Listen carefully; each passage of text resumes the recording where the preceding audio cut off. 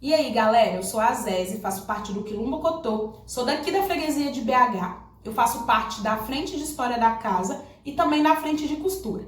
Tem mais um monte de coisa que a gente participa, mas essas duas aí já dá pra vender meu peixe legal. Primeira coisa que eu queria falar era sobre o convite que tá aí em aberto para os dias 17, 18 e 19 de maio. Nesses dias vão acontecer o Malcolm Day, que agora é o Sequoia Malcolm. Então, se você tem interesse em comemorar mais um ano da passagem desse grande brabo aí pra gente, só colar e chegar junto. Olha na página principal da casa, que lá vai ter as informações do formulário, como fazer para participar, aonde a gente vai estar, programação, tudo. Vai ter show, vai ter maracatu, vai ter samba, vai ter capoeira, vai ter tudo que vocês imaginarem que o Cotô executa.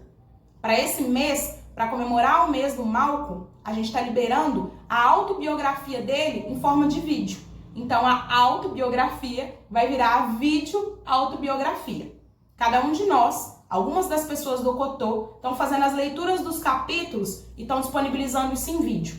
Então, se você nunca leu o livro, pega o vídeo, assiste com a gente. Tá tudo muito legal, tá tudo muito bacana para a gente conseguir trocar uma ideia. É um tipo de livro que toda pessoa preta tem que ler. Principalmente se você tá afim ou já é uma pessoa preta organizada.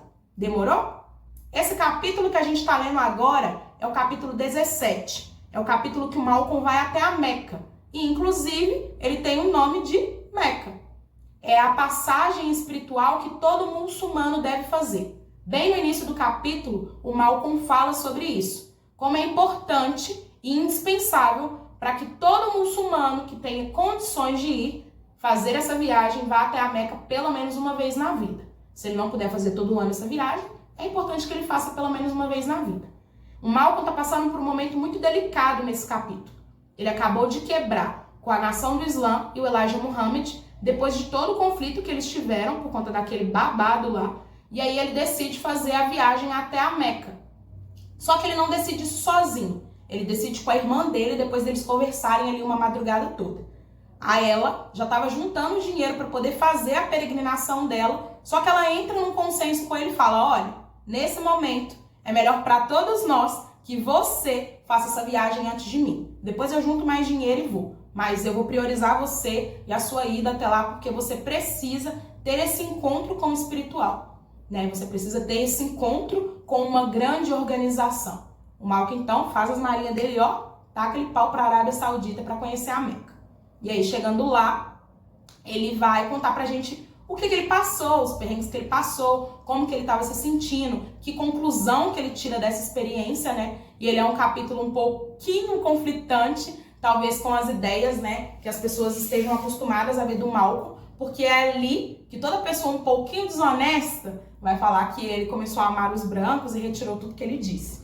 Então, escuta o capítulo, observa direitinho. Se você também tiver a oportunidade de fazer a leitura enquanto você estiver ali assistindo, seria muito bom também. Não tem essa oportunidade? Ó, eu já fiz a minha parte. Eu já li tudo pra você e eu já deixei aí bonitinho. Passou uns segundinhos aqui dessa apresentação, o capítulo já vai começar e você já vai poder fazer o que você precisa fazer, que é acompanhar essa obra que é maravilhosa. Todo mundo precisa conhecer a história das pessoas brabas, do panafricanismo e do nacionalismo negro. O Malcolm ele vem trazer coisas importantes pra gente. Como que o pilar da espiritualidade é importante para as pessoas pretas. E não à toa, tô sentada no chão. Não só para os muçulmanos, mas para várias religiões, né, várias questões da espiritualidade das pessoas pretas, a nossa ligação é com o chão. Então, como esse capítulo ele pede uma atenção, ele pede um aconchego, ele pede mais uma energia da gente abrir o coração para refletir sobre o que o Malcolm passou e a ideia que ele vai passar logo após que ele escreve uma carta aberta a toda a imprensa, para as milhares de pessoas que estavam interessadas no conflito que ele estava passando naquele momento, é importante a gente sentar nesse chãozinho aqui, ó, e escutar direitinho, tá bom? Eu espero que vocês aproveitem bastante essa experiência, né? É a nossa ideia trazer mais autobiografias, biografias, outros tipos de livro. Curte bastante para dar uma incentivada aí pra gente ver se tá legal, para ver se vocês gostaram, né? Compartilha, comentem, faz lá toda a palhaçadinha que a gente sabe que tem que fazer em rede social. No mais, convite tá de pé, 17, 18 e 19. Pega a sua blusinha de frio, que eu tô sabendo que em Chernobyl está frio. pode chover, mas ó, com a gente vai ser só amor e só coração quentinho. A peregrinação à Meca, conhecida como Hajj, é uma obrigação religiosa que todo muçulmano ortodoxo cumpre, se for humanamente possível, pelo menos uma vez na vida. O Santo Corão diz: a peregrinação à Caba é um dever que os homens têm para com Deus. Os que são capazes fazem a jornada. Alá diz: e proclamar a peregrinação entre os homens. Virão ao seu encontro, a pé e no dorso do camelo.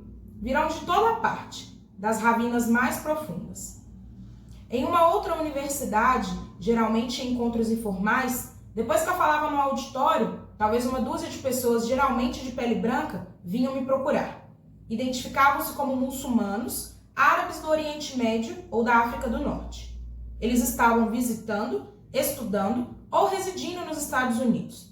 Diziam-me que, apesar das minhas acusações aos brancos, achavam que eu estava sendo sincero ao me considerar um muçulmano. Que se eu conhecesse o que eles chamavam de verdadeiro Islã, iria compreendê-lo e adotá-lo. Automaticamente, como seguidor de Elijah Muhammad, eu me pertigava ao ouvir tal declaração. Mas na intimidade dos meus próprios pensamentos, depois de várias experiências assim, passei a me questionar. Se alguém que é tão sincero ao professar uma religião, deveria esquivar-se de ampliar seus conhecimentos sobre essa religião? Certa ocasião, abordei o assunto numa conversa com Wallace Muhammad, o filho de Elijah Muhammad. Ele me disse que sim, certamente, o muçulmano deveria procurar aprender tudo o que dizia respeito ao Islã. Sempre tive em alta conta a opinião de Wallace Muhammad.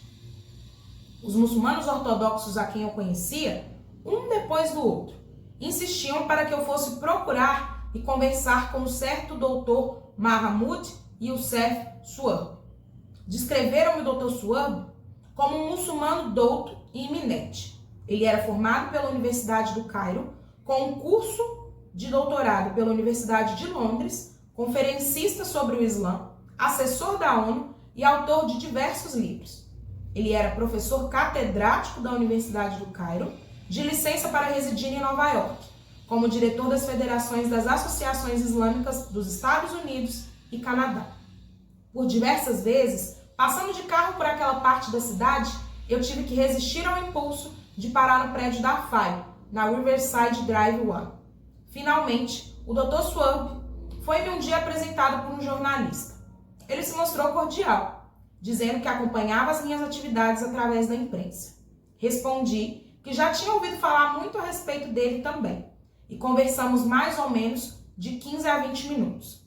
Ambos precisávamos ir embora. Nós tínhamos compromissos assumidos anteriormente.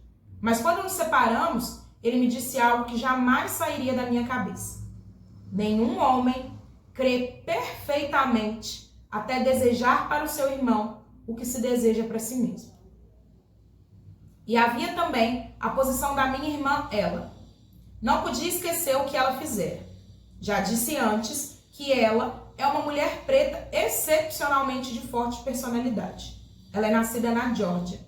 Seu comportamento intransigente e dominador fez com que a afastassem da Mesquita 11, a de Boston, da nação do Islã.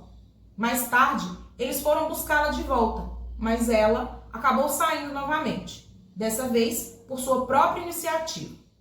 Ela começou a estudar com os muçulmanos ortodoxos de Boston e depois fundou uma escola em que ensinava os árabes. Como ela não sabia falar a língua, contratou professores para darem aulas. Assim é ela. Negocia com imóveis e estava guardando dinheiro para fazer a peregrinação à Meca. Conversamos na sala de estar de sua casa durante quase a noite toda. Ela disse que não tinha mais o que pensar, não precisava pensar duas vezes. Era muito mais importante que eu fosse à Meca no lugar dela. Fiquei pensando nela durante todo o voo de volta para Nova York. Uma mulher de forte personalidade. Quebrou o espírito de 3 maridos, sendo muito mais dinâmica e determinada que todos eles juntos. Ela desempenhou um papel extremamente importante na minha vida. Nenhuma outra mulher foi forte bastante para me apontar as direções. Eu é quem apontava as direções para as mulheres. Levei ela para o Islã e agora ela estava financiando a minha ida à Meca. Alá sempre envia seus sinais. Quando se está com ele, ele está com a gente. Quando solicitei o visto para ir à Meca, no consulado da Arábia Saudita, o embaixador me disse que nenhum muçulmano convertido da América poderia ter um visto para a peregrinação Hajj sem a aprovação por escrito do Dr. Mahmoud Chouab. Mas esse era apenas o primeiro sinal de Alá. Quando eu telefonei para o Dr. Chouab, ele me manifestou seu espanto. Estava mesmo querendo falar com você. Vem para cá imediatamente. Quando cheguei ao escritório dele, o doutor me entregou a carta já assinada, aprovando a minha peregrinação Hajj à Meca.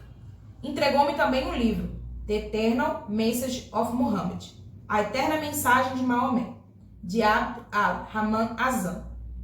O autor acabara de enviar o livro para ele e pediu para que ele me entregasse. O Dr. Chouab me explicou que o autor era um cidadão saudita, nascido no Egito, estadista internacional e um dos principais conselheiros do príncipe Faisal, o soberano da Arábia.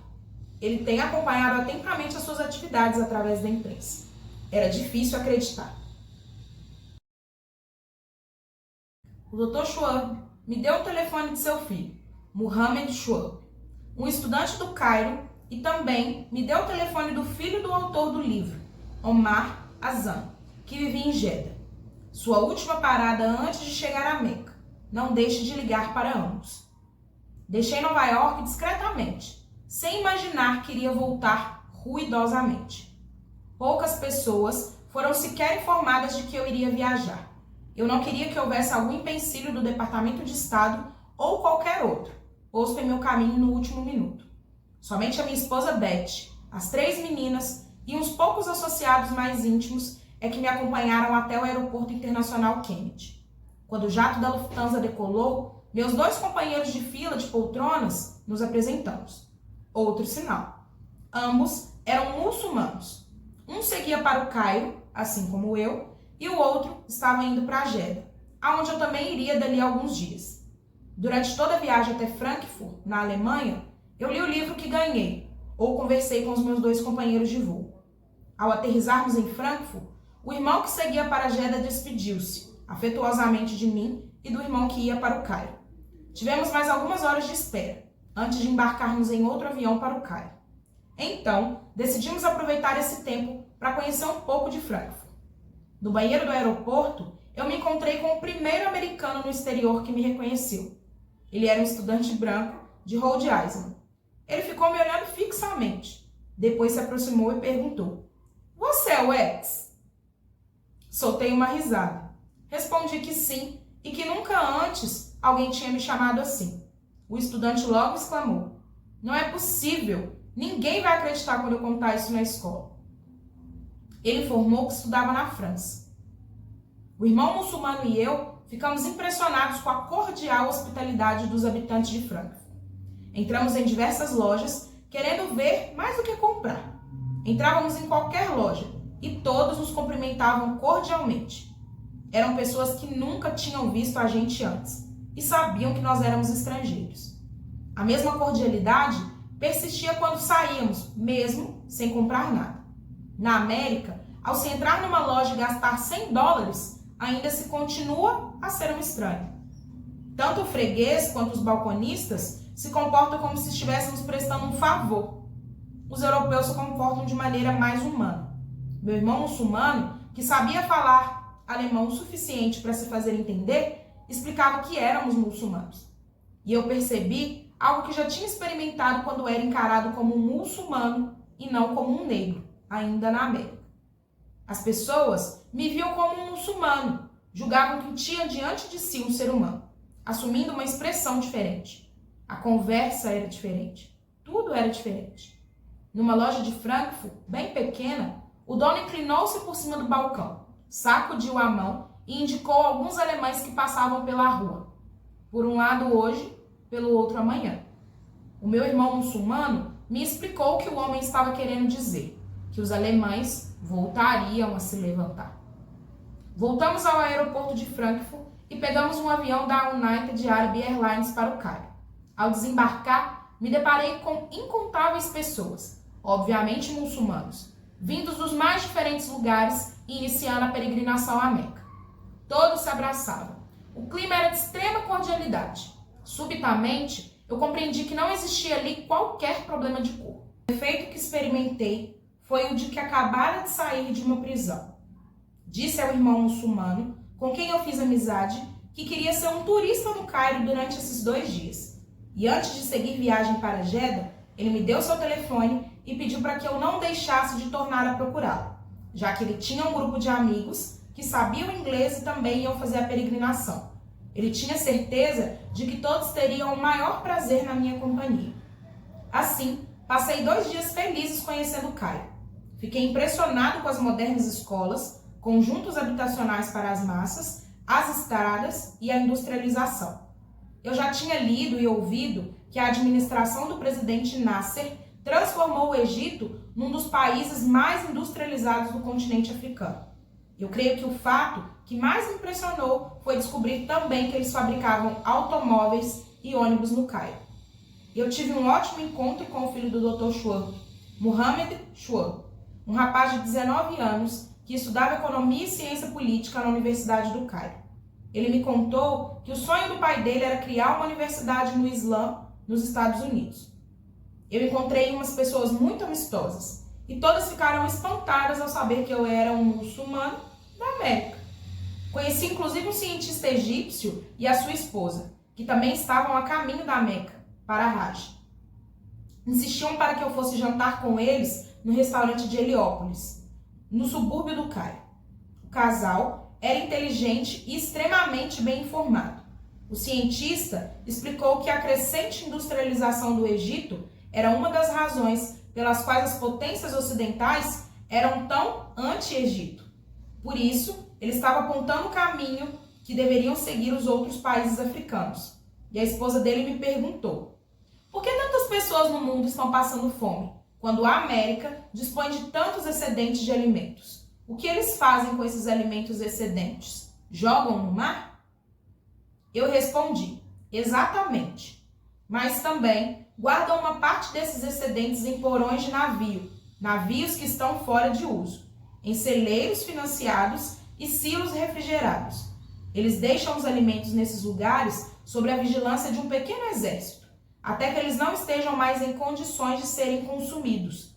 Quando isso acontece, outro exército de pessoas é chamado e é encarregado de jogar fora esses excedentes deteriorados, criando assim o espaço para a próxima remessa. Ela me olhou com uma expressão de total incredulidade. Provavelmente ela pensou que eu estivesse brincando, mas o contribuinte americano sabe que isso é a pura verdade. Não contei que até mesmo nos Estados Unidos tinham muitas pessoas que passavam fome. Eu telefonei para o meu amigo muçulmano como ele me pediu. Os seus amigos, que tinham formado um grupo para a Hajj, estavam à minha espera. No total, éramos 8 pessoas, inclusive um juiz e um alto funcionário do Ministério da Educação. Eles falavam inglês fluentemente e me aceitaram como um irmão. Eu considerei que era outro dos sinais de Alá. Para onde quer que eu fosse, sempre havia alguém para me ajudar, para me guiar. O significado literal de Hajj, em árabe, é partir para um objetivo definido.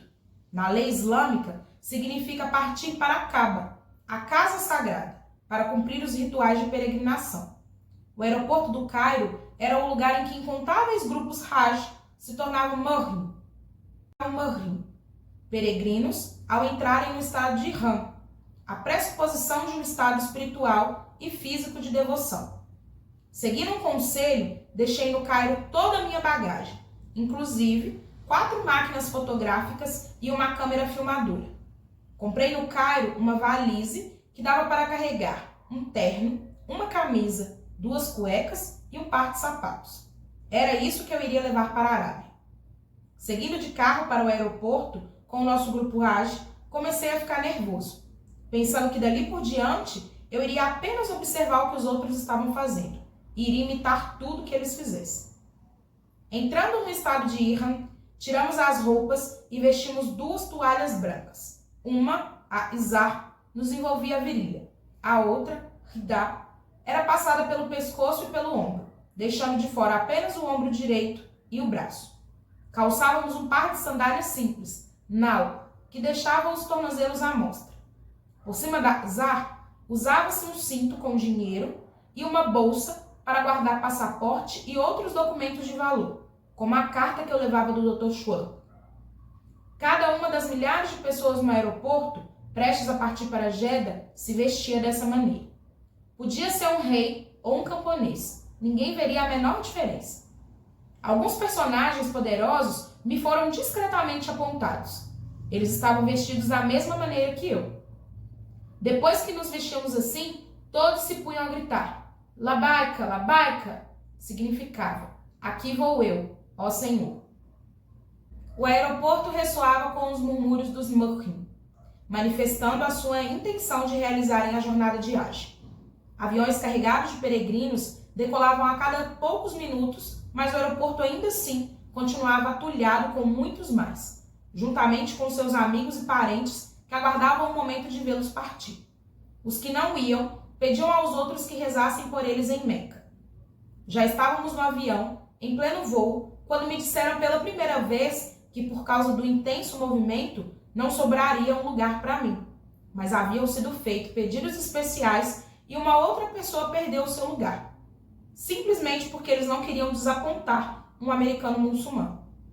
Eu senti uma emoção profunda, mas de pesar, por ter sido a causa de tamanho inconveniente para alguém. Quem quer que fosse, ele perdeu o seu lugar no avião para mim.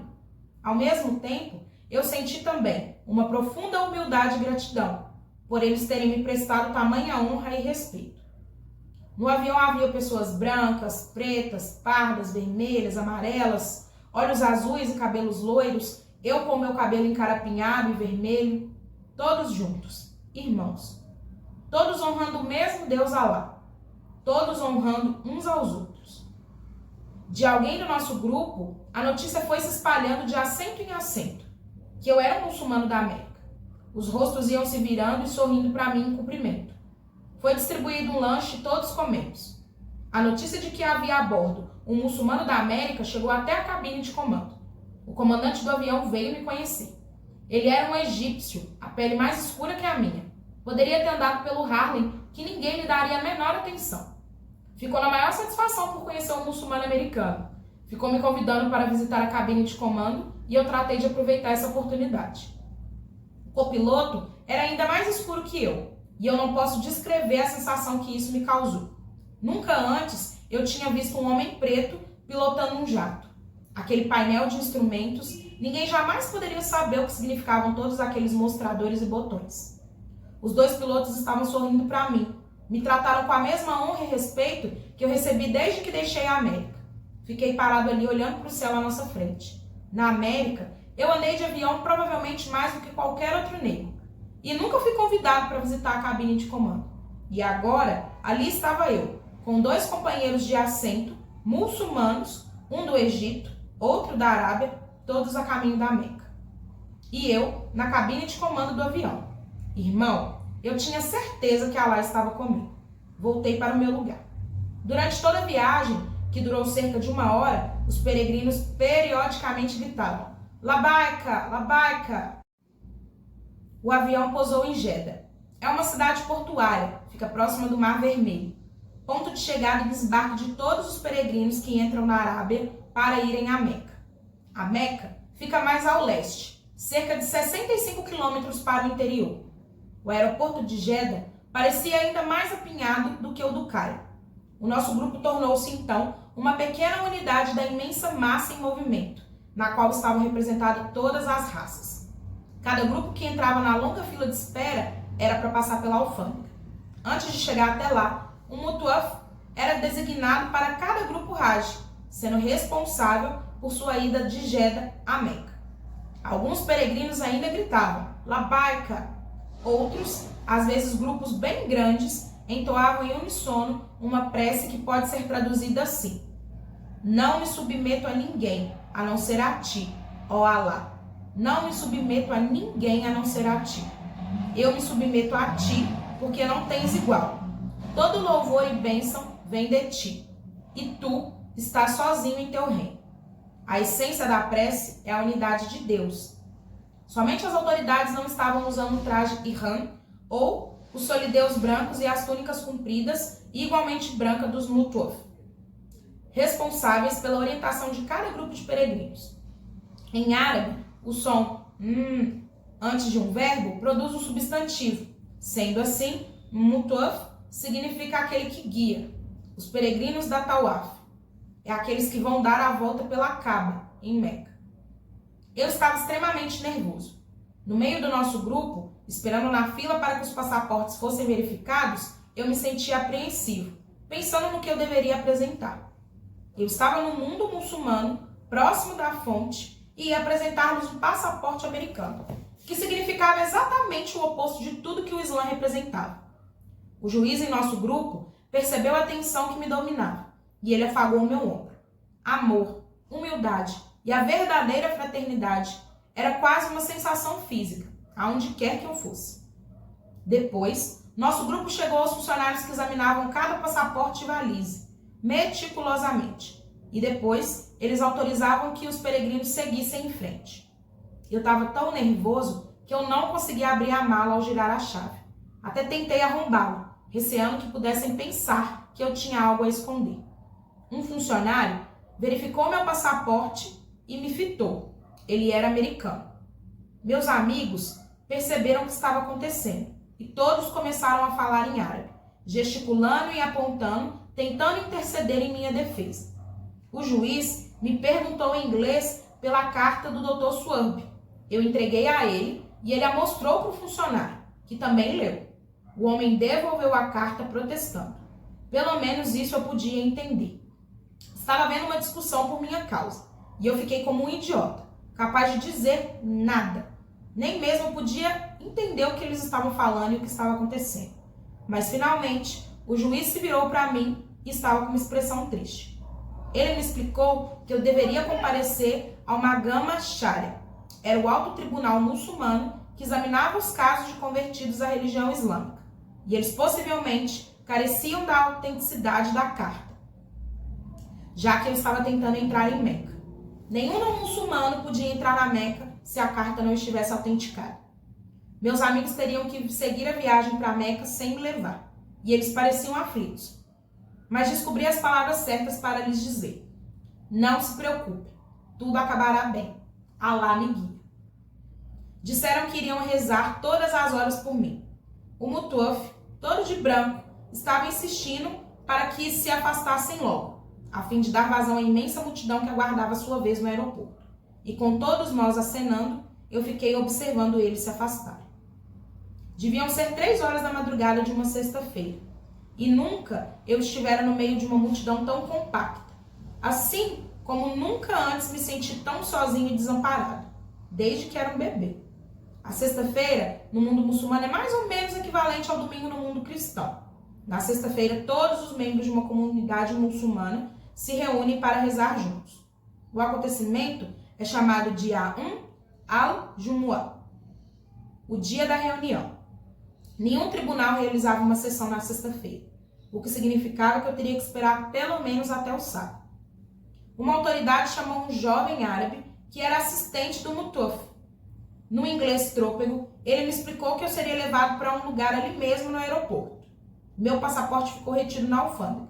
Até pensei em protestar, pois a primeira regra de um viajante é: jamais se separe do seu passaporte. Mas não o fiz. Com as toalhas enroladas no meu corpo e os pés metidos em uma sandália, eu segui o jovem árabe em sua túnica branca e sandálias. Creio que constituíamos um espetáculo e tanto. As pessoas ao nosso redor falavam toda a espécie de línguas, mas eu não podia falar sequer a minha própria língua. Eu sentia-me numa situação terrível. Bem em frente ao aeroporto havia uma mesquita. Por cima do prédio do terminal, ela erguia-se em uma construção que parecia um imenso dormitório. Tinha 4 andares. Ainda estava meio escuro, porque era um pouco antes do amanhecer. Os aviões decolavam e aterrissavam a todo instante. As luzes de pouso iluminavam as pistas. As luzes das asas e das caudas piscavam nos céus. Peregrinos de Gana, Indonésia, Japão e Rússia, para mencionar apenas alguns países, estavam entrando e saindo do dormitório por onde o jovem árabe me levou. Eu não creio que câmeras de cinema tenham filmado algum espetáculo humano tão pitoresco quanto aquele que se desenrolava diante dos meus olhos. Chegamos ao dormitório e começamos a subir. Fomos até o 4º e último andar. Passamos por membros de todas as raças do mundo. Ali tinham chineses, indonésios, afegãos. Muitos não tinham mudado as suas roupas para o traje ihram e ainda usavam os trajes típicos de suas terras. Era como as páginas da revista National Geographic. No quarto andar, o meu guia gesticulou para um pequeno quarto, um compartimento, onde já estavam 15 pessoas. Muitos estavam enroscados em cima de seus tapetes, dormindo. Haviam também mulheres, cobertas dos pés às cabeças. Um velho muçulmano russo e sua esposa não estavam dormindo. Eles ficaram me olhando abertamente. 2 muçulmanos egípcios e um persa despertaram e também ficaram me olhando. Enquanto o guia me levava para um canto, através de gestos, ele me mostrou que iria me ensinar posturas rituais apropriadas para se fazer uma prece. Pensa só, eu era um ministro muçulmano, um líder da nação do Islã, do Elijah Muhammad, e aquele rapazinho pensava que eu não conhecia o ritual da prece. E eu não sabia mesmo. Tentei fazer tudo o que ele fazia, mas eu sabia que não estava fazendo certo. Eu podia sentir os olhos dos outros muçulmanos fixados em mim. Os tornozelos ocidentais não conseguem fazer o que os tornozelos muçulmanos estão acostumados a fazer durante uma vida inteira.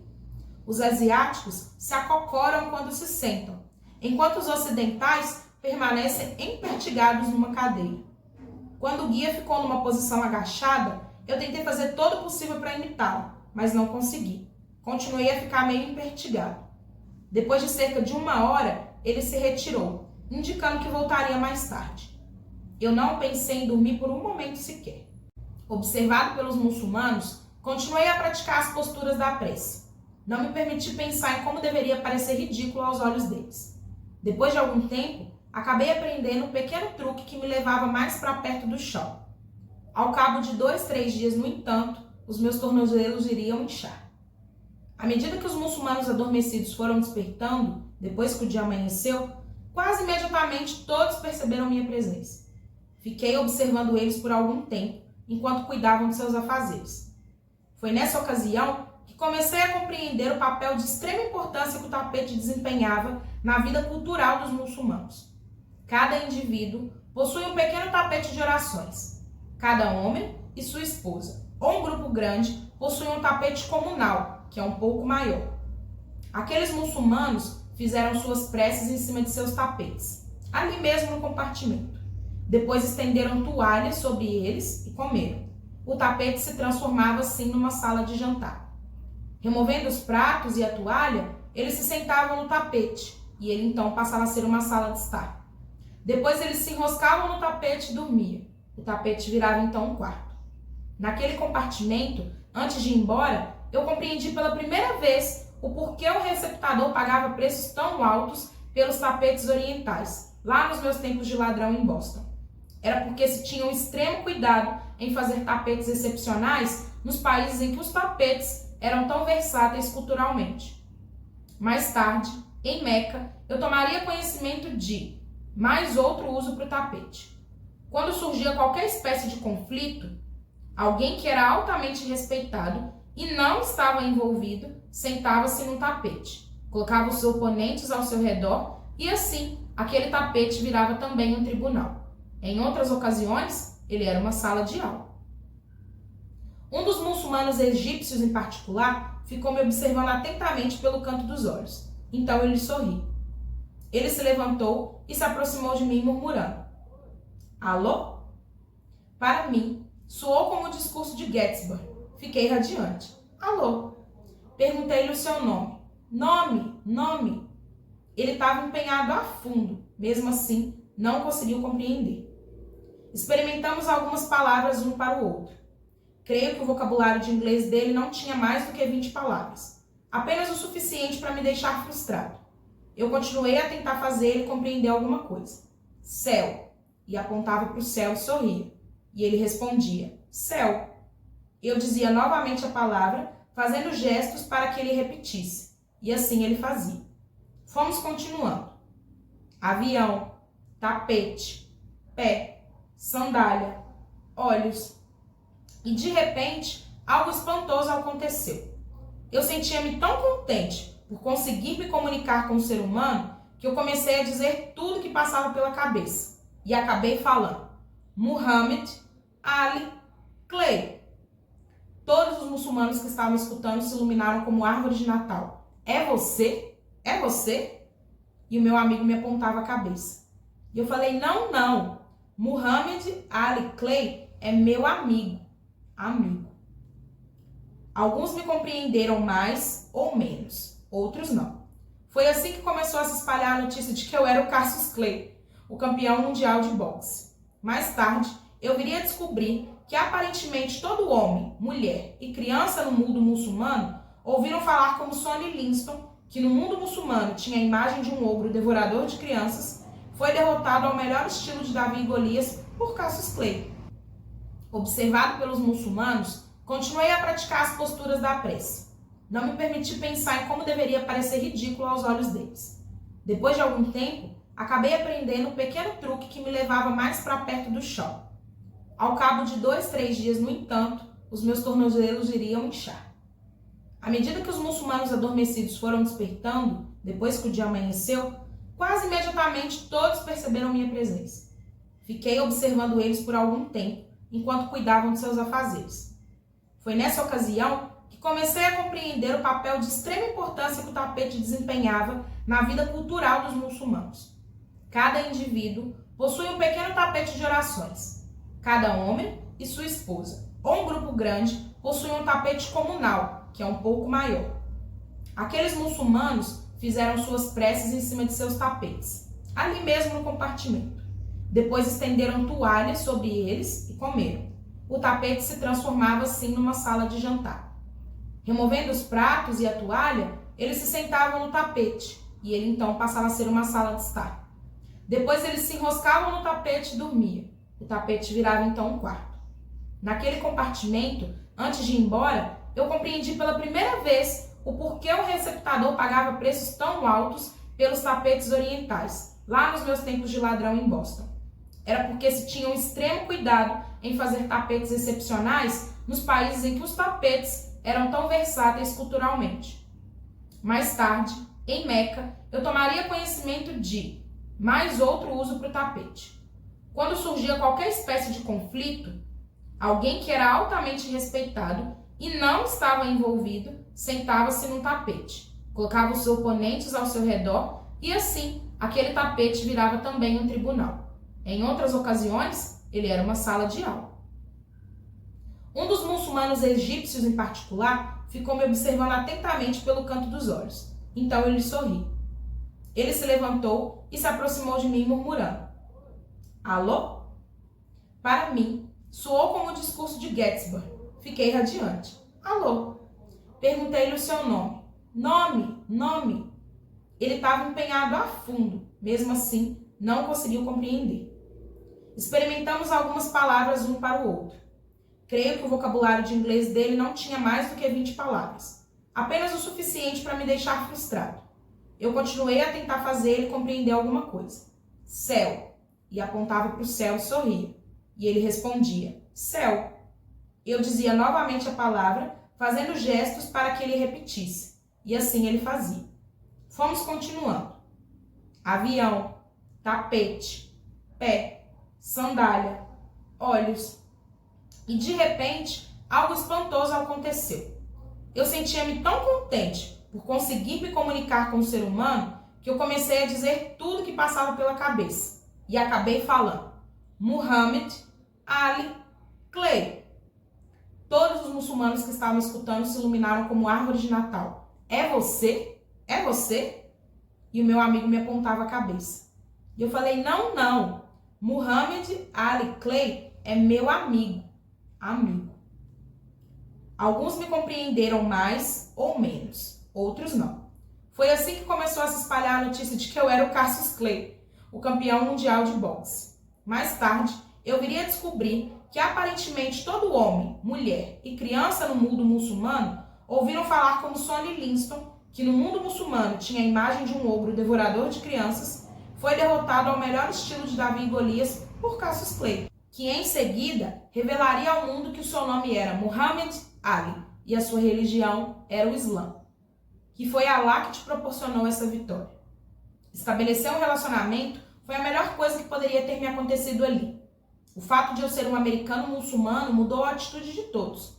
Eles começaram a sorrir, chegar mais perto e me examinaram da cabeça aos pés, sempre amistosamente. Parecia até que eu era um marciano. O jovem assistente do Mutuf voltou um pouco depois, indicando que eu deveria acompanhá-lo. Apontou pela janela para a mesquita e eu compreendi que ele tinha vindo me buscar para a prece da manhã. Isso, sempre feita antes do nascer do sol. Desci atrás dele. Passamos pelos peregrinos aos milhares que continuavam falando incontáveis línguas, menos o inglês. Fiquei furioso comigo mesmo por não ter despendido algum tempo para aprender os rituais da prece ortodoxa, ainda antes de deixar a Meca. Não rezávamos em árabe na nação do Islã de Elijah Muhammad.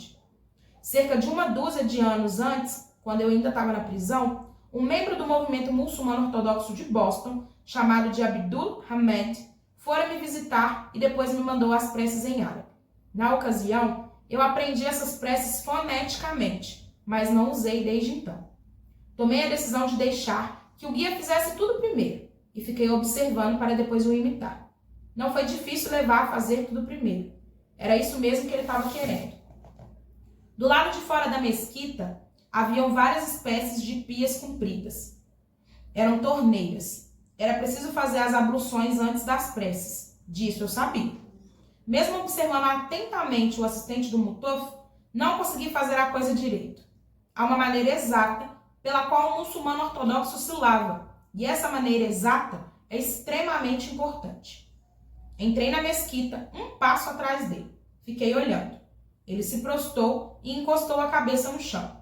Fiz o mesmo. Bismillahirrahmanirrahim. Em nome de Alá, o generoso, o misericordioso.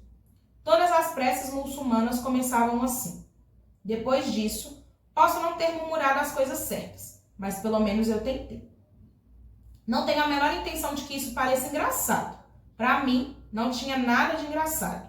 Ninguém que por acaso estivesse me observando poderia dizer que eu não estava dizendo as mesmas coisas que os outros.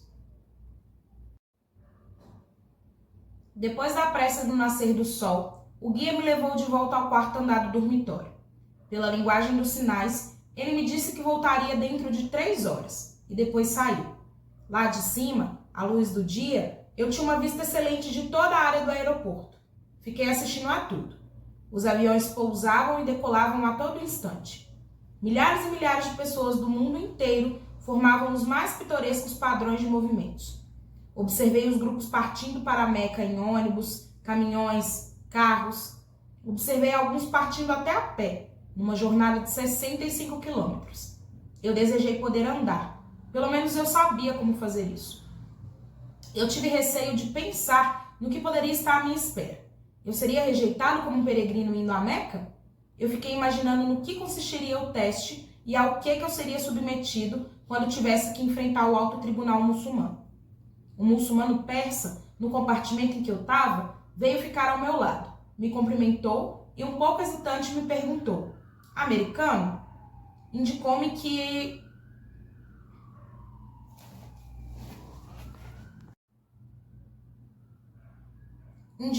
desejava que eu fosse fazer a primeira refeição com ele e a esposa, no tapete do casal. Eu sabia que era um oferecimento excepcional, pois não se toma chá com a esposa de um muçulmano, mas eu não queria me impor.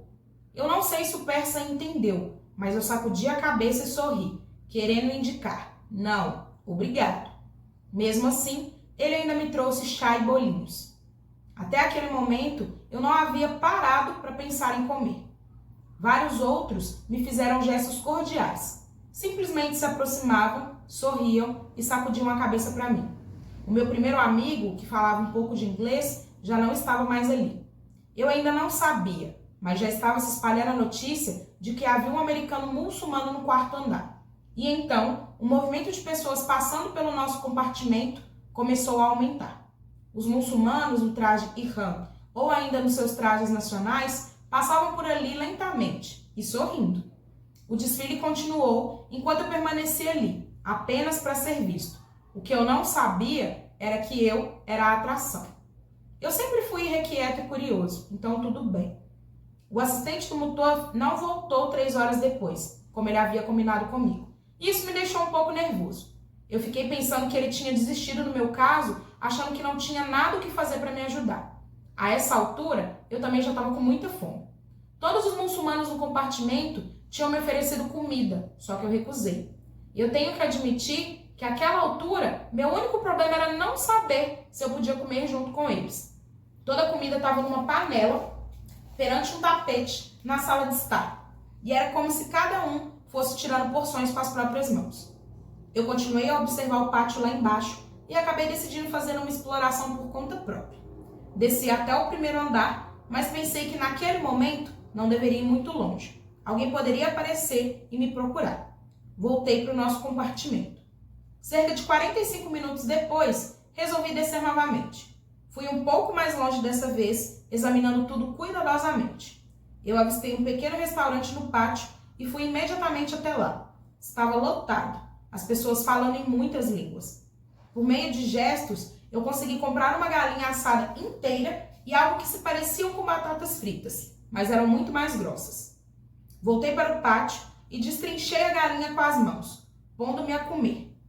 Ao meu redor, haviam inúmeros muçulmanos fazendo a mesma coisa. Eu vi homens que deviam ter pelo menos 70 anos, ajeitando suas pernas debaixo do corpo, de tal forma que pareciam nós humanos, comendo com tanto aprumo e satisfação, como se estivessem num restaurante de primeira, com garçons por toda a parte.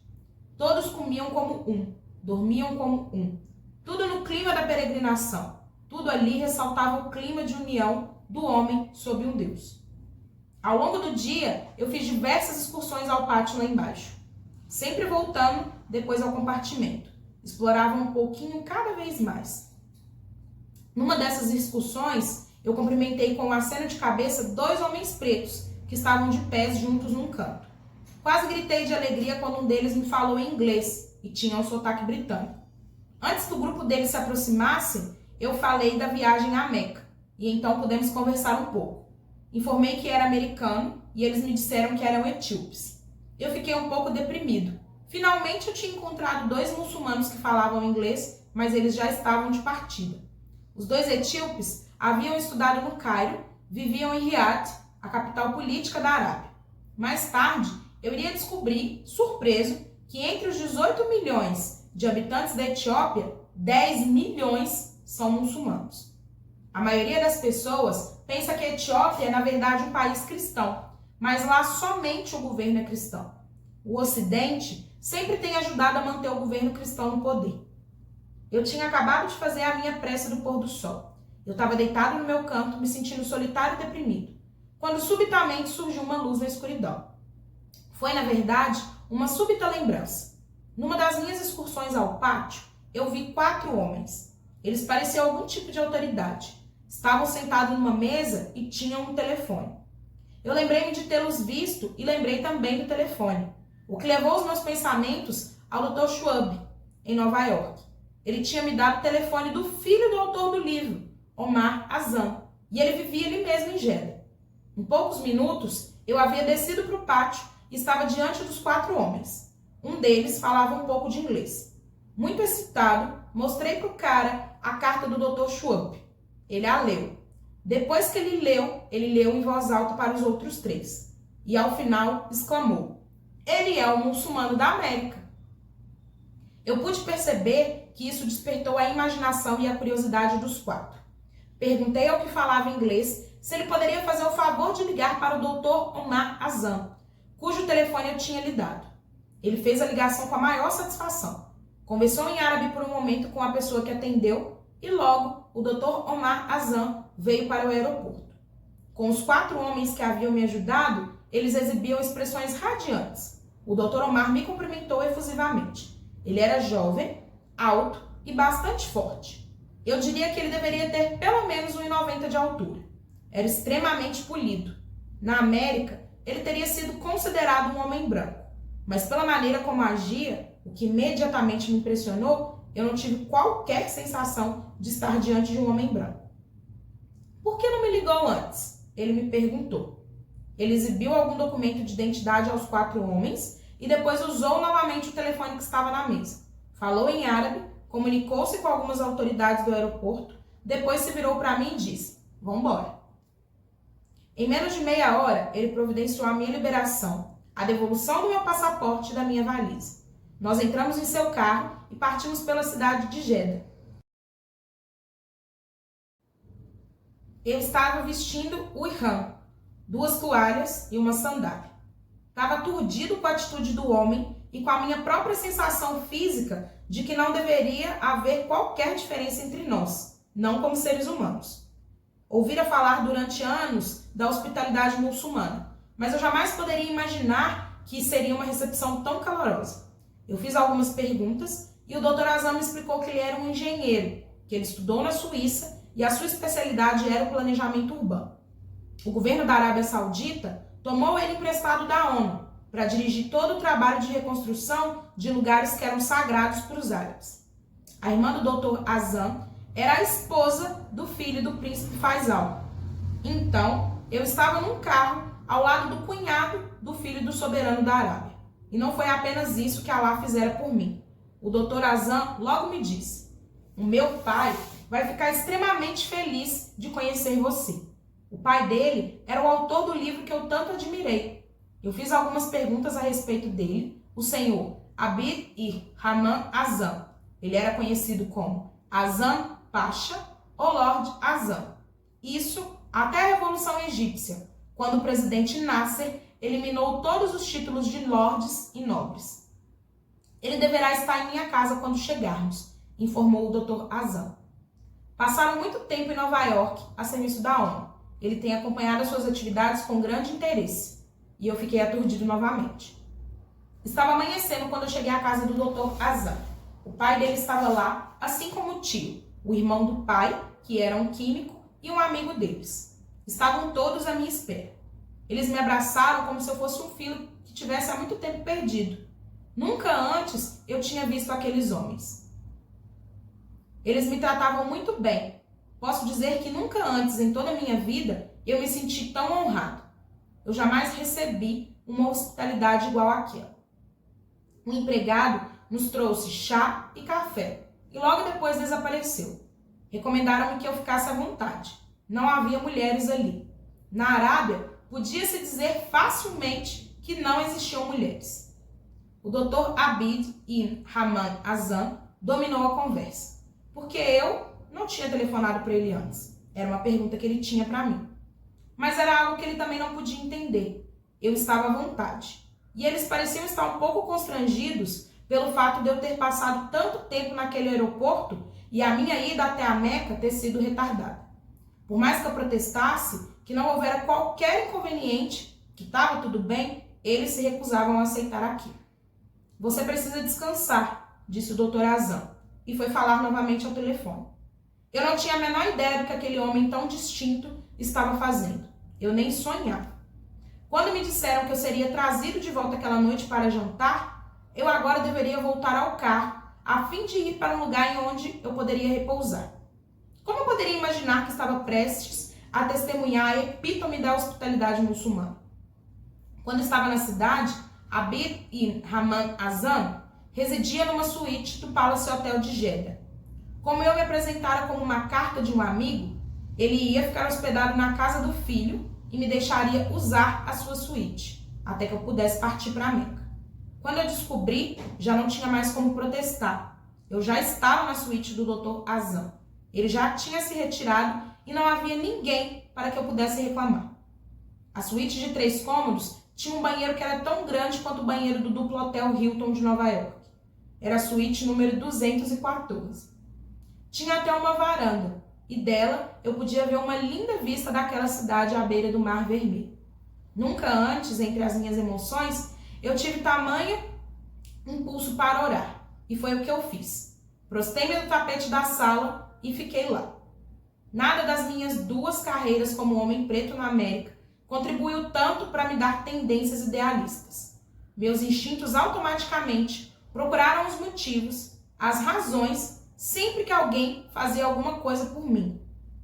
Em toda a minha vida, especialmente se um branco pudesse fazer alguma coisa, eu percebia que era um motivo egoísta. Mas ali, naquele hotel, naquela manhã, e apenas um telefonema e poucas horas do canto que eu ocupava no compartimento daquele quarto, Foi uma das poucas ocasiões em que me senti tão aturdido. Eu fiquei totalmente sem resistência. Aquele homem branco, pelo menos teria sido considerado branco na América, aparentado como soberano da Arábia, de quem era conselheiro. Um homem realmente internacional, sem nada a ganhar com isso. Abrir a mão de sua suíte de hotel em meu favor. Para o meu conforto transitório, ele nada tinha a ganhar. Absolutamente nada. Não precisava de mim. Ele tinha tudo. Na verdade, ele tinha muito mais a perder do que ganhar. Ele acompanhou o que a imprensa americana disse a meu respeito. Se aquilo acontecia, ele sabia que tinha um estigma ligado a mim. Eu era um racista. Eu era um anti-branco. E ele, por toda a aparência, era um branco. Eu era supostamente um criminoso. Não só isso. Eles me acusavam de usar a religião do Islã como um manto para encobrir as minhas atividades e filosofias criminosas. Eu estava vestindo o ihram, 2 toalhas e uma sandália. Estava aturdido com a atitude do homem e com a minha própria sensação física de que não deveria haver qualquer diferença entre nós, não como seres humanos. Ouvira falar durante anos da hospitalidade muçulmana, mas eu jamais poderia imaginar que seria uma recepção tão calorosa. Eu fiz algumas perguntas e o Dr. Azam me explicou que ele era um engenheiro, que ele estudou na Suíça e a sua especialidade era o planejamento urbano. O governo da Arábia Saudita tomou ele emprestado da ONU para dirigir todo o trabalho de reconstrução de lugares que eram sagrados para os árabes. A irmã do Dr. Azam era a esposa do filho do príncipe Faisal. Então, eu estava num carro ao lado do cunhado do filho do soberano da Arábia. E não foi apenas isso que Allah fizera por mim. O Dr. Azam logo me disse: o meu pai vai ficar extremamente feliz de conhecer você. O pai dele era o autor do livro que eu tanto admirei. Eu fiz algumas perguntas a respeito dele, o senhor Abd-ir-Rahman Azam. Ele era conhecido como Azam Pasha ou Lord Azam. Isso até a Revolução Egípcia, quando o presidente Nasser eliminou todos os títulos de lordes e nobres. Ele deverá estar em minha casa quando chegarmos, informou o Dr. Azam. Passaram muito tempo em Nova York a serviço da ONU. Ele tem acompanhado as suas atividades com grande interesse. E eu fiquei aturdido novamente. Estava amanhecendo quando eu cheguei à casa do Dr. Azam. O pai dele estava lá, assim como o tio, o irmão do pai, que era um químico, e um amigo deles. Estavam todos à minha espera. Eles me abraçaram como se eu fosse um filho que tivesse há muito tempo perdido. Nunca antes eu tinha visto aqueles homens. Eles me tratavam muito bem. Posso dizer que nunca antes em toda a minha vida eu me senti tão honrado. Eu jamais recebi uma hospitalidade igual àquela. O empregado nos trouxe chá e café e logo depois desapareceu. Recomendaram-me que eu ficasse à vontade. Não havia mulheres ali. Na Arábia, podia-se dizer facilmente que não existiam mulheres. O Dr. Abd-ir-Rahman Azam dominou a conversa, porque eu não tinha telefonado para ele antes. Era uma pergunta que ele tinha para mim. Mas era algo que ele também não podia entender. Eu estava à vontade. E eles pareciam estar um pouco constrangidos pelo fato de eu ter passado tanto tempo naquele aeroporto e a minha ida até a Meca ter sido retardada. Por mais que eu protestasse que não houvera qualquer inconveniente, que estava tudo bem, eles se recusavam a aceitar aquilo. Você precisa descansar, disse o Dr. Azam, e foi falar novamente ao telefone. Eu não tinha a menor ideia do que aquele homem tão distinto estava fazendo. Eu nem sonhava. Quando me disseram que eu seria trazido de volta aquela noite para jantar, eu agora deveria voltar ao carro, a fim de ir para um lugar em onde eu poderia repousar. Como eu poderia imaginar que estava prestes a testemunhar a epítome da hospitalidade muçulmana? Quando estava na cidade, Abd-ir-Rahman Azam residia numa suíte do Palace Hotel de Jeddah. Como eu me apresentara como uma carta de um amigo, ele ia ficar hospedado na casa do filho e me deixaria usar a sua suíte, até que eu pudesse partir para a Meca. Quando eu descobri, já não tinha mais como protestar. Eu já estava na suíte do Dr. Azam. Ele já tinha se retirado e não havia ninguém para que eu pudesse reclamar. A suíte de 3 cômodos tinha um banheiro que era tão grande quanto o banheiro do duplo hotel Hilton de Nova York. Era a suíte número 214. Tinha até uma varanda, e dela eu podia ver uma linda vista daquela cidade à beira do Mar Vermelho. Nunca antes, entre as minhas emoções, eu tive tamanho impulso para orar, e foi o que eu fiz. Prostei-me no tapete da sala e fiquei lá. Nada das minhas 2 carreiras como homem preto na América contribuiu tanto para me dar tendências idealistas. Meus instintos automaticamente procuraram os motivos, as razões, sempre que alguém fazia alguma coisa por mim. Em toda a minha vida, especialmente se um branco pudesse fazer alguma coisa, eu percebia que era um motivo egoísta. Mas ali, naquele hotel, naquela manhã, e apenas um telefonema e poucas horas do canto que eu ocupava no compartimento daquele quarto, foi uma das poucas ocasiões em que me senti tão aturdido. Eu fiquei totalmente sem resistência. Aquele homem branco, pelo menos teria sido considerado branco na América, aparentado como soberano da Arábia, de quem era conselheiro, um homem realmente internacional, sem nada a ganhar com isso. Abrir a mão de sua suíte de hotel em meu favor. Para o meu conforto transitório, ele nada tinha a ganhar, absolutamente nada. Não precisava de mim, ele tinha tudo. Na verdade, ele tinha muito mais a perder do que ganhar. Ele acompanhou o que a imprensa americana disse a meu respeito. Se aquilo acontecia, ele sabia que tinha um estigma ligado a mim. Eu era um racista, eu era um anti-branco. E ele, por toda a aparência, era um branco. Eu era supostamente um criminoso. Não só isso. Eles me acusavam de usar a religião do Islã como um manto para encobrir as minhas atividades e filosofias criminosas. Mesmo que ele tivesse algum motivo para me usar, já deveria saber que eu me afastaria de Elijah Muhammad da nação do Islã, a minha base de poder segundo a imprensa americana. A única organização que eu dispunha contava com algumas poucas semanas de existência. Eu não tinha um emprego, eu não tinha dinheiro. Para poder chegar até ali, eu tive que pedir dinheiro emprestado para minha irmã. Foi naquela manhã que eu comecei a reavaliar o homem branco. Foi quando eu comecei a compreender que o homem branco, na acepção comum do termo, significa a cor da pele, apenas secundariamente. Primariamente, descrevia atitudes e atos. Na América, homem branco significa atitudes e atos específicos em relação ao homem preto, em relação a todos os homens não brancos. Mas no mundo muçulmano, eu conheci homens de pele branca que eram muito mais genuinamente fraternais que qualquer outro que eu encontrei anteriormente. Aquela manhã assinalou o início de uma mudança radical em toda a minha perspectiva sobre os homens brancos. Eu gostaria de citar aqui o que eu escrevi no meu caderno de anotações. Naquele dia do hotel, por volta do meio-dia, eu fiz o seguinte. Meu excitamento, sentado aqui, aguardando o momento de comparecer ao Comitê Hajj, é indescritível. Da janela, dá para ver o mar a oeste. As ruas estão repletas de peregrinos, que chegam de todas as partes do mundo.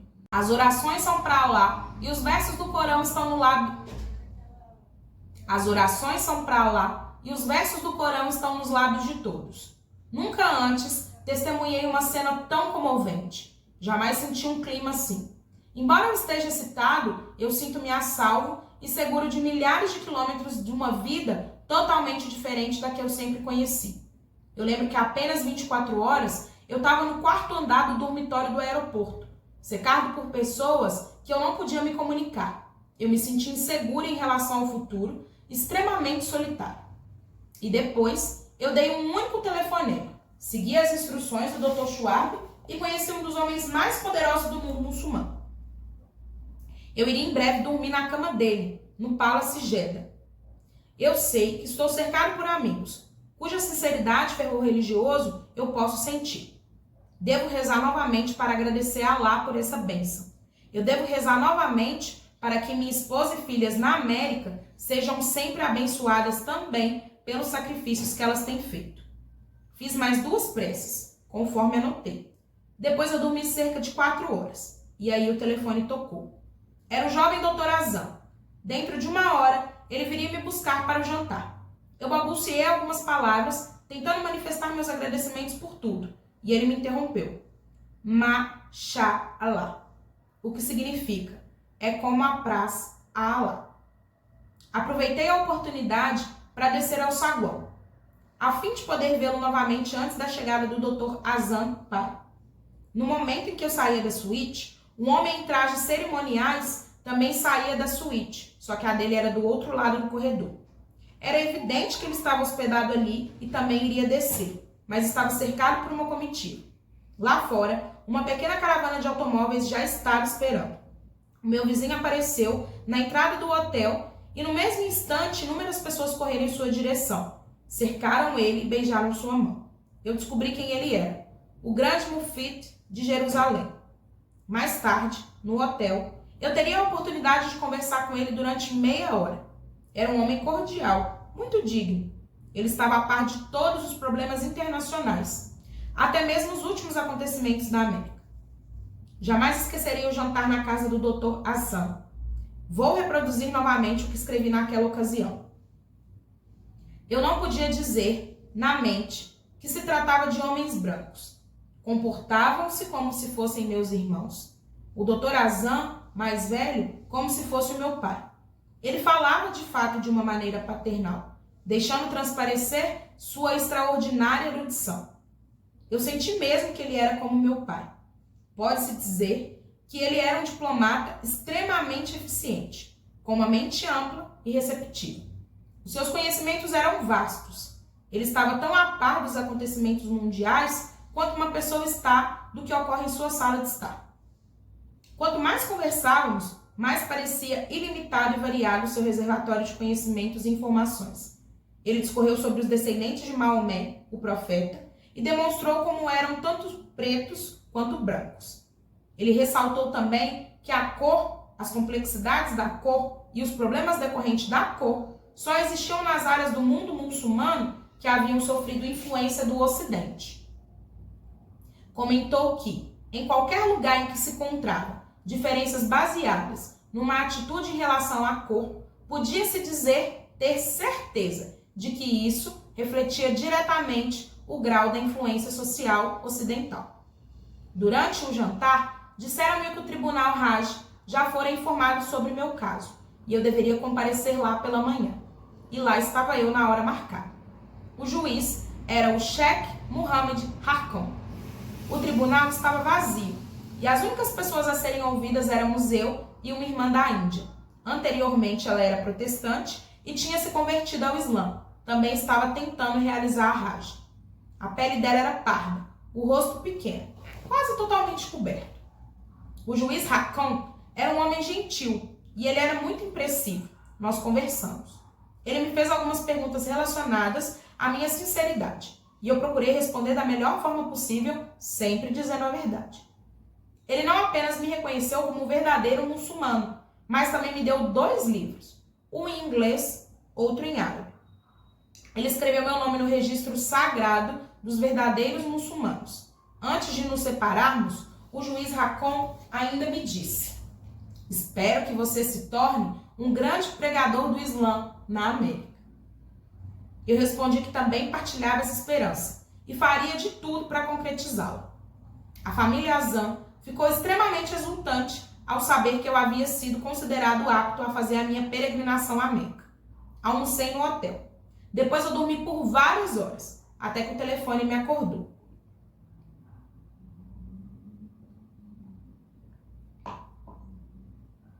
Era Mohammed Abu Aziz Majed, o subchefe do protocolo do príncipe Faisal, e ele me disse: um carro especial estará à sua espera para levá-lo a Meca, logo depois que você jantar. Ele me aconselhou a comer bastante, pois os rituais Hajj exigiam muitas energias. A essa altura, eu estava mais que espantado. 2 jovens árabes acompanharam-me até a Meca. Fomos por uma rodovia moderna, bem iluminada, e isso tornou a viagem extremamente fácil. Ao longo do percurso, intervalos. A essa altura, eu estava mais que espantado. 2 jovens árabes me acompanharam até a Meca. Uma rodovia moderna e bem iluminada tornou a viagem extremamente fácil. Ao longo do percurso, a intervalos, havia guardas e eles examinavam o carro. O motorista lhes fazia um sinal e seguíamos em frente, jamais tendo que parar. Eu sentia ao mesmo tempo excitação, importância, humildade e gratidão. Quando entramos em Meca, a cidade me pareceu tão antiga quanto o tempo. O carro diminuiu a velocidade para dessa vez avançar vagarosamente pelas ruas sinuosas. Haviam lojas dos dois lados, ônibus e carros e caminhões, dezenas de milhares de peregrinos de todos os cantos do mundo, por toda a parte da cidade. O carro parou por um instante em um lugar que havia um mutuaf à minha espera.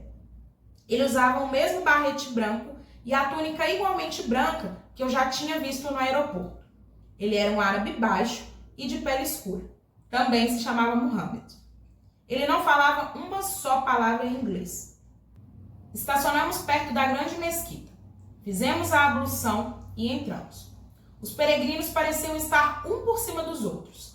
De tantos que haviam, eles estavam deitados, sentados, dormindo, rezando, andando de um lado para o outro.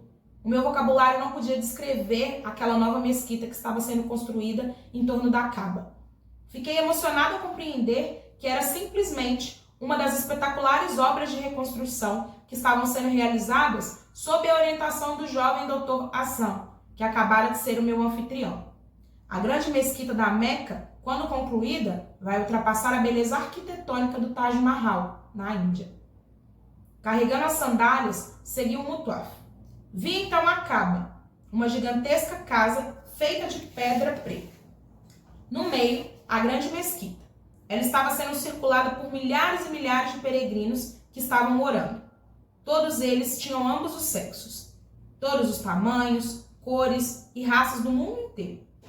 Eu sabia qual era a prece que eu deveria pronunciar quando os meus olhos batessem naquela Kaaba. Traduzida, ela diz mais ou menos o seguinte: ó Deus, tu és paz, e a paz deriva de ti. E assim nos cumule, ó Senhor, com paz. Ao entrar na mesquita, o peregrino deve tentar beijar a Kaaba, se possível. Mas se as multidões o impedirem, ele deve tentar chegar tão perto quanto puder e tocá-la com a mão. Se ele não conseguir isso, ele pode levantar a mão e gritar: Takbir! Deus é grande. Eu fui detido a alguns metros da Kaaba e gritei: Takbir! O meu sentimento, ali na casa de Deus, era de topor. Meu mutuaf me levou através da multidão de peregrinos que estavam a orar e entoar cânticos. Ele deu comigo 7 voltas em torno da Kaaba. Muitos estavam encurvados e encarquilhados pela idade. Era uma cena que se grava indelevelmente na mente. E aí, galera, fim de capítulo. Esse capítulo é muito importante, é uma das passagens mais importantes. Ele é um marco na vida do Malcolm, que é um marco espiritual, né, e também religioso, já que todo muçulmano deve ir a Meca pelo menos uma vez. E a gente vê, inclusive, durante a viagem, que quem não vai, pede para que quem vá reze por eles.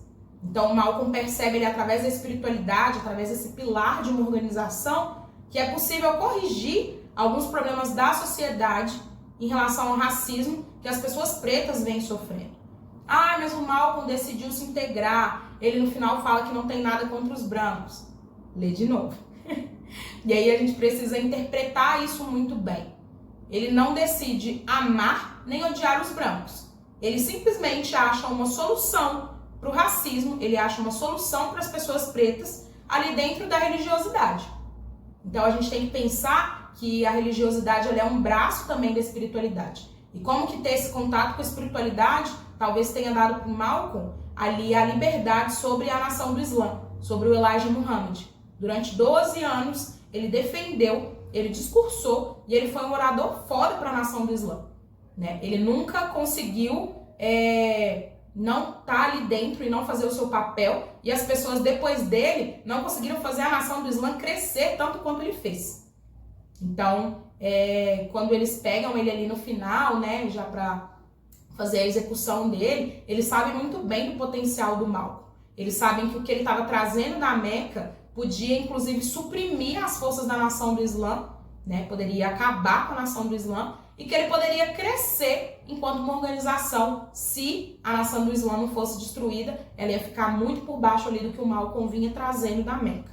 Porque ele foi lá e ele aproveitou a experiência a fundo, né? Ele mesmo conta quantas vezes que ele deu a volta na Kaaba, que é ali a grande mesquita, né, que ele rezou, que ele aprendeu, que ele tentou imitar, né, todo mundo. E aí como que para os muçulmanos o chão, né, tá muito ligado à espiritualidade. Como que para as pessoas pretas africanas de outros países, né, de outra parte do continente, o chão tá muito ligado à espiritualidade, né, tá muito ligado a essa elevação espiritual, ao entendimento intelectual, ao entendimento corporal, né? Como que a corporeidade atrapalhou um pouco o Malcolm a executar parte da sua espiritualidade também. Esse capítulo, ele é um capítulo muito profundo, ele é muito íntimo, mas ele traz detalhes muito engraçados que ele fala, olha, não foi engraçado, mas foi engraçado sim. No momento ali que eu tava lendo, eu me peguei em vários tempos rindo ali do Malcolm, né? Dele não conseguir se comunicar, dele não conseguir falar. Eu imagino quanto deve ter sido angustiante para ele, mas depois que passa, que a gente tá lendo ali uma história já acontecida, a gente consegue entender a graça daquilo ali. Eu espero que vocês estejam curtindo o livro. Esse é o capítulo 17, relembrando, é o capítulo que ele vai para Meca, tá bom? Logo depois desse, obviamente, tem o capítulo 18 com o restinho da história, tá quase no finalzinho. Então, procura um lugarzinho para você sentar, relaxar e ouvir, ver o vídeo. Não consegue relaxar, quer sair para dar uma corrida, uma caminhada, levar o cachorro para passear, tá na academia, tá no trânsito, tá indo para algum lugar, tá fazendo alguma atividade, quer só ouvir? Bota seu fonezinho de ouvido que dá para ouvir também, tá bom? Depois dá um feedback aí pra gente. Esse trabalho é mais uma tentativa do Ocotô, né, de trazer aí as coisas sobre os brabos pra gente, os pilares que orientam a nossa casa, né, as pessoas panafricanistas e as pessoas do nacionalismo negro que orientam a nossa teoria, né, o nosso ideal enquanto organização. Espero mesmo que vocês tenham curtido, ó. Um beijo. Dia 17, 18, 19 de maio tem Sequoia Malcolm.